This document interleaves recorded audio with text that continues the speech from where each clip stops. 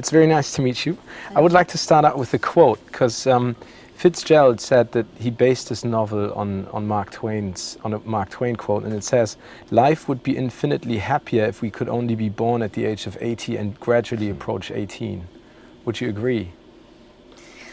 There's definitely something about the film where you see this guy who's born with this old body, but he's got the spirit of a child and the openness of a child to receive all the wisdom. And I would definitely say that I wish school had come later. I wish you could have just played and had a lot of freedom as a child and then done school when I was ready for it, which may not have been ever, but it's true, like geography's fascinating, physics is fascinating. I just fell asleep in those classes. Now I'd love to learn about that stuff, you know, and also when I was 18, I didn't know I was quite good looking, you know. And when I see photographs of myself, I was thinking, man, I should have been snogging all the girls. And now if I was to be 18 with my knowledge now, I'd be all over the place. I'd be lethal, but I was just shy and awkward, and, you know, girls had to say, like, shut up and kiss me, you know, before I'd kiss them. And so I'd love to have... Shut up and kiss me. So I'd love to have been older and look younger. I'd have loved that. Not the Hamburgian girls, though. Lisa Schneider. Go on, Lisa. Go on, Lisa. Julia, would you please describe the character of Caroline?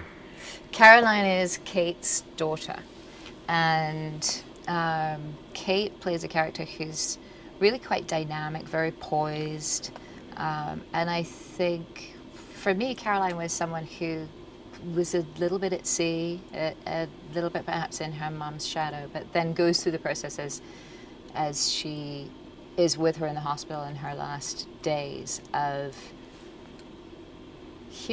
finding out much more about her mother, and I think that she sort of comes into the hospital as one person, and I think leaves as another as a result. What about Thomas Button? He is... Well, they cast me quite early, and then they had to find a son who would look vaguely like me. So luckily, they found Brad. In fact, he did all the special effects so that he could look like you. Look more like me. Yeah. No, I played Brad's dad, and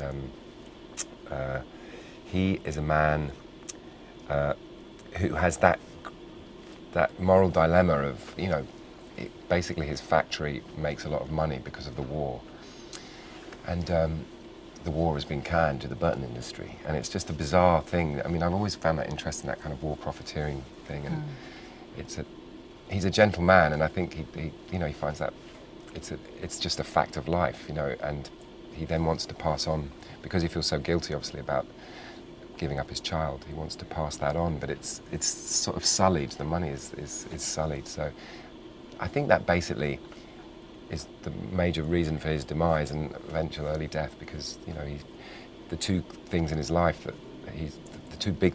his professional life he's embarrassed about and ashamed of, and his personal life is his own son he gave up. So he's a troubled fella, definitely.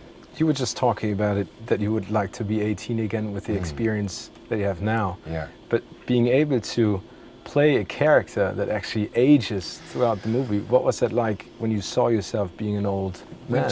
We were just talking about this. I actually feel, not being self-deprecating, I actually feel some of the others were more successful at it. I mean, the makeup is incredible and helps a lot, but it's not enough, you know. When you see Taraji and Kate and that process they went through, not just vocally, which is sort of easy, it's like a trick, you can kind of make yourself sound older, but to look older, move older, it's a real trick and a real skill, and if I ever do it again, I'll make sure I watch what Kate did and then try and do that.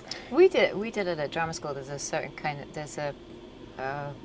kind of breakdown of cartilage. It's all about the breakdown of cartilage, and so you have bounce when you're young, especially a kid, and then as you get older, the cartilage, so you kind of shrink and shrink and change. But it's hard to do, and I think you're being a little self-deprecating. Well, I used to forget, though, you know, you do the take and then they go cut and you go, oh God, I'm meant to be old, you know? And because of all the other things, you know, and it's kind of intimidating, you know, especially with blooming Brad, because, you know, he mucks about a lot and he's great fun. But I was like, Brad, this is really important for me. You know, I've got to get this right. And he's like, don't be such a goof. What are you talking about? Are you nervous? I'd be like, yes.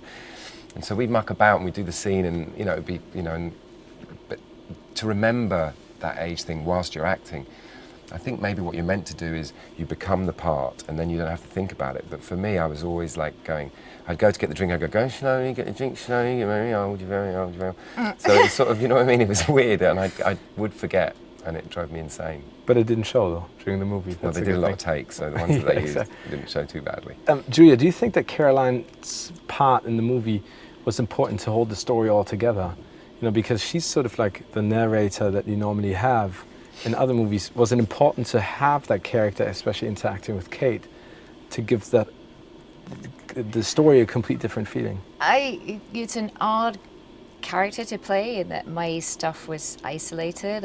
I actually got to see the movie because they had finished it and David had gone through an editing process before we shot my stuff. So I had this really amazing experience of seeing it without my stuff in it, to see what you were coming off of and what you would be going into.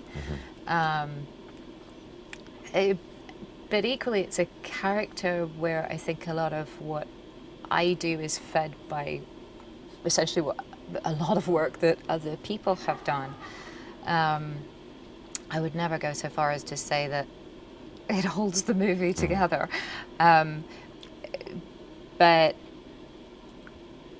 it felt very different in temperature. It felt very different to do because it was the modern section. It was the most modern section, and you're restricted by being in that room. But I didn't really have a sense of that when we were shooting it, because you're so focused on the actual circumstances that you're in. I'm with my mother, she's dying.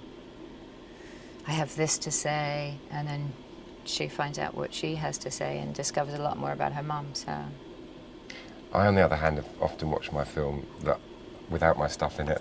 I often go, where's all my stuff? Where's all my stuff? But I think, it's probably easier for someone else to answer that, in the sense that I think Julia's stuff, for me, I love the fact that you start this epic tale that you know is going to be this epic, because you've seen the poster and you've heard the press about it, this epic tale that's going to stretch from, through 100 years, and yet we start in a modern hospital in New Orleans. I love the fact that, I love when you have those sort of melts, where it melts from what you're talking about through a voiceover and goes back into New Orleans and the beginning of early parts of this century. And I think I love the fact that it cuts backwards and forwards, and also as a homage to, and as a love letter to New Orleans, which we all now love and feel very, very, very, it feels a very personal place to me.